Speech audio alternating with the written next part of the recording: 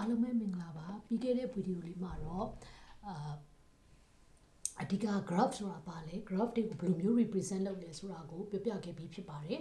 အခုဒီဗီဒီယိုမှာကျတော့ဘာကိုပြောပြချင်လဲဆိုတော့ Python ကိုအသုံးပြုပြီးတော့ graph တွေကိုဘယ်လိုတည်ဆောက်ရမလဲဆိုတာကိုပြောပြပါမယ်ပထမဦးဆုံးဒီမှာကြည့်မယ် very simple graph ပေါ့နော် ABCD node လေးခုပါတဲ့ graph လေးကိုစပြီးတော့တည်ဆောက်ပြပါမယ်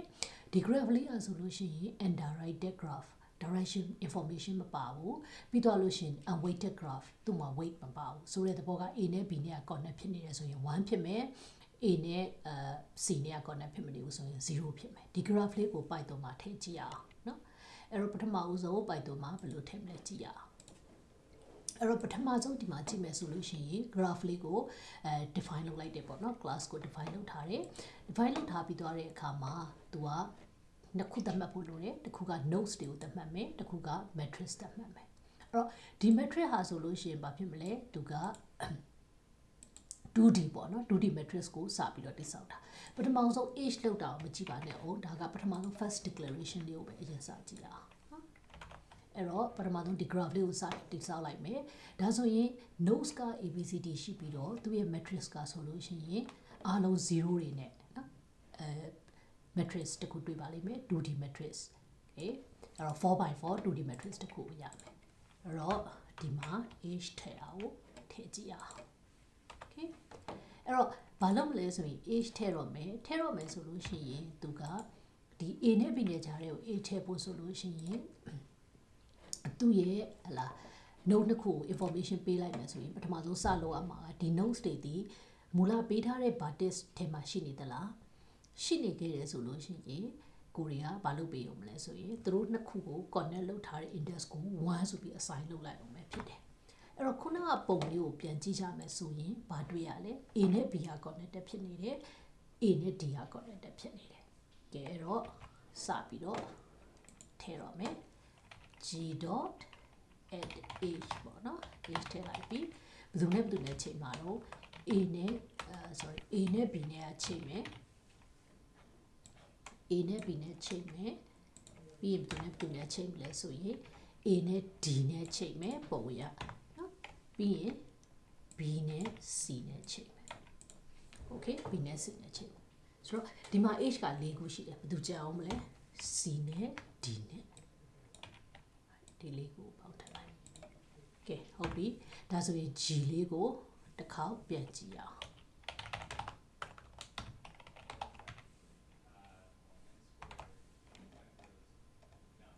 alright at age မရှိနေဘူးလေsorry okay index မှာနေတာ function ပြောင်းနေပြန်ရကြည့်မယ် alright at age လောက်နေပြီ okay အဲ့တော့ဒီမှာ G ကိုဘဲ print ထုတ်လိုက်တဲ့ခါမှာမမြင်ရဘူးအဲ့တော့တို့ကဘယ်သူ့ကိုကြည့်ချင်တာတော့ဆိုရင်သူ့ရဲ့ matrix ကိုကြည့်ချင်တာ matrix ကို print ထုတ်လို့ရလားကြည့်မယ် alright ဒီမှာ matrix ထွက်လာပါပြီအဲ့ဒါဆိုလို့ရှိရင် A နဲ့ B နဲ့ဒီ connect ဖြစ်တဲ့အတွက်1ရှိမယ် A နဲ့ D နဲ့ဒီ connect ဖြစ်တဲ့အတွက်1ဖြစ်မယ်အဲ့လိုပဲ B နဲ့ A ဒီ connect ဖြစ်တဲ့အတွက်1ဖြစ်မယ် B နဲ့ C နဲ့ဒီ connect ဖြစ်တဲ့အတွက်1ဖြစ်မယ်အဲ့တော့ဒီမှာကြည့်တဲ့အခါမှာ2D matrix ပေါ့နော်ဒါ Python က display လုပ်တဲ့ဟာအဲ့တော့ကြည့်ရတာတိတ်အဆင်မပြေဘူးဒါဆိုရင်တို့graph ကို display လုပ်ကြည့်အောင်နော် graph ကို display လုပ်ကြည့်မယ်ဘယ်လိုလုပ်မလဲဆိုရင် row လိုက်ထွက်ပြမယ် row လိုက်ထွက်ရအောင်နော်အဲ့ဒါဆိုတော့ for each row in self.adjacent matrix ဒီမှာ alright အဲ့တော့ဒီတစ်ခါထုတ်ရင် row တစ်ခုကို print ထုတ်ပါ alright okay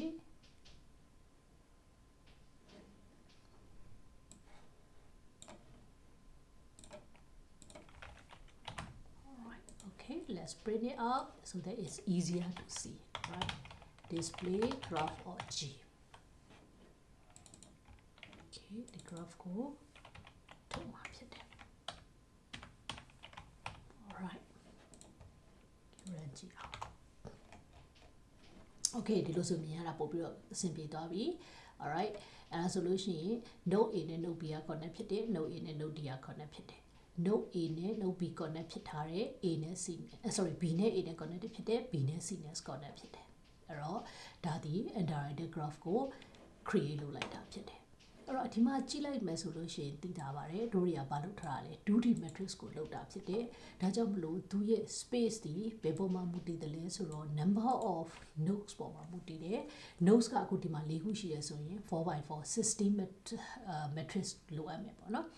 အဲ့လိုပဲအချိန်ကိုကြည့်မယ်ဆိုလို့ရှိရင်လေသူက nodes တစ်ခုချင်းစီအတွက်တက်ပြီးတော့သတ်မှတ်သွားတာဖြစ်တယ် row like သတ်မှတ်သွားတာဖြစ်တယ်ဒါကြောင့်မလို့ adjacency matrix ကိုသုံးနေဆိုလို့ရှိရင်သူရဲ့ time complexity နဲ့ space complexity က over n square ဖြစ်တာကိုတွေ့ရမှာဖြစ်တယ်ဒါဒီ graph တစ်ခုကို create လုပ်ဖို့ပေါ့နော် graph တစ်ခုကို display လုပ်ဖို့အတွက်သွားတဲ့ကုန်ကြစည်ရေးsorry သွားတဲ့ complexity ပေါ့နော်ဒီ resources နဲ့ပတ်သက်ပြီးတော့သုံးရတဲ့ဟာဖြစ်ပါတယ်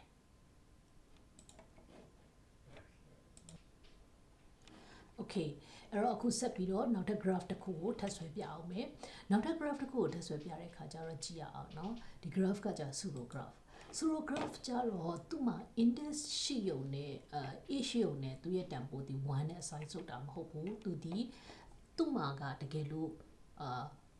သွားနိုင်တဲ့ ways ပေါ့နော်သွားနိုင်တဲ့ age က3ခုရှိတယ်ဆိုလို့ရှိရင်သူ့ကိုဘာလုပ်ပြရမလဲဆိုတော့3လို့လုပ်ပြရမှာဖြစ်တဲ့အတွက်တကယ်လို့ pseudo graph ဖြစ်တယ်ဆိုရင်ဒါလေးပြင်ပေးလိုက်ရပါပြီနော်အဲ့တော့ pseudo graph တွေအခုဒီပုံလေးဥပမာကြည့်ရအောင်သူတို့ကဘယ်လိုချိတ်ဆက်ထားလဲအဲ့တော့ A နဲ့ B ကိုချိတ်ဆက်ထားတဲ့ကောင်ဒီ3ခုရှိတယ် okay A နဲ့ B ကိုချိတ်ဆက်ထားတဲ့ကောင်က3ခုရှိတယ်ဆိုတော့ nodes ကိုဘယ်နှခုဆွဲမလဲဆိုတော့ A B C 3ခုရှိမယ်သူမှာ age 3ခုရှိတယ်နောက်ဘာရှိလဲဆိုလို့ရှိရင် AD က2ခုရှိတယ်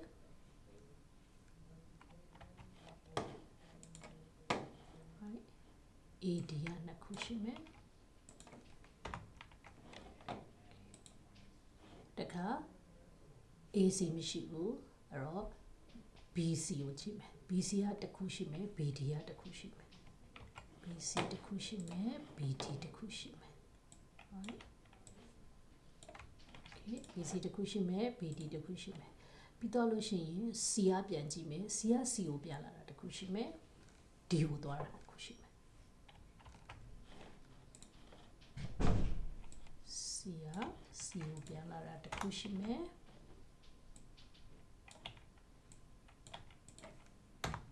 C က D ကိုသွားတာရှိတယ် okay C ကနေ D ကိုနှစ်ခုသွားတယ်ဆိုတော့နှစ်ခါထည့်ပေးရအောင်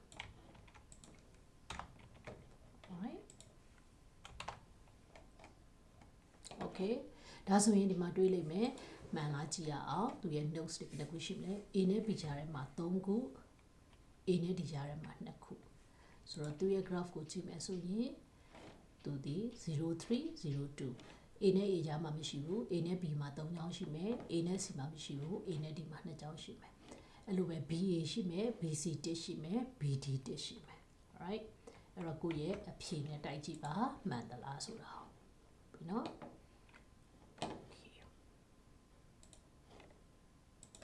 okay ဒါကတော့ graph တွေကို matrix အဖြစ် represent လုပ်တာဖြစ်တယ်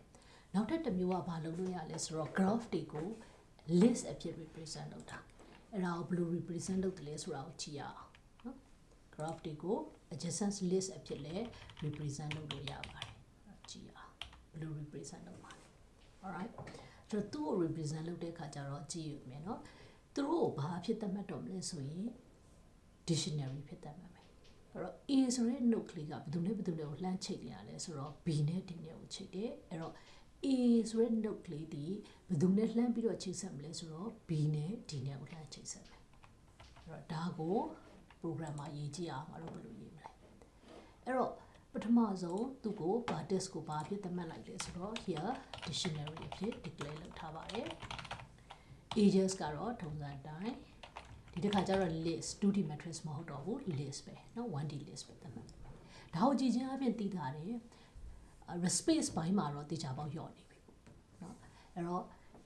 ဒီမှာ notes တွေကိုထည့်တဲ့အခါမှာတို့တွေကဘာနဲ့သွားမလဲဆိုတော့သူ့ရဲ့ dictionary ဖြစ်တဲ့အတွက်ပထမဆုံး note ကိုထည့်လိုက်မယ်သူနဲ့ချိတ်ဆက်နေတဲ့ကောင်ဒီ empty ဖြစ်မယ်အဲ့တော့ပထမဆုံးဒါလေးကိုအရင်ပြချင်ပါတယ် graph တစ်ခုကိုဘယ်လို declare လုပ်လိုက်မလဲ right အခု declare လုပ်လိုက်ပါပြီအဲ့တော့သူ့ကို declare လုပ်ပြီးသွားတဲ့အခါမှာ တို့တွေပါစထည့်မလဲဆိုတော့ note လေးတွေစထည့်မယ် right ဒီလိုစထည့်မယ် okay ပြီးရင် alright ဒီလိုစထည့်မယ် okay display ခဏဖိတ်ထားနော်အဲ့တော့ဒီလိုစထည့်မယ် alright အဲ့တော့ကို g dot dics but this ကိုကြည့်မယ်ဆိုတော့သူဘယ်လို declare လုပ်လဲဆိုတော့ပြချင်တာ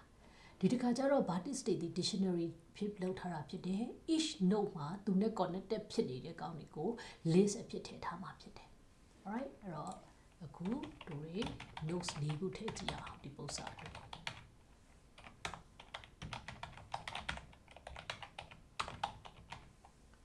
notes ၄ခုထည့်လိုက်ပါပြီ okay alright အခုတို့တွေကကြည့်ရတော့မယ်ဘယ်သူနဲ့ချိတ်ထားတာလဲ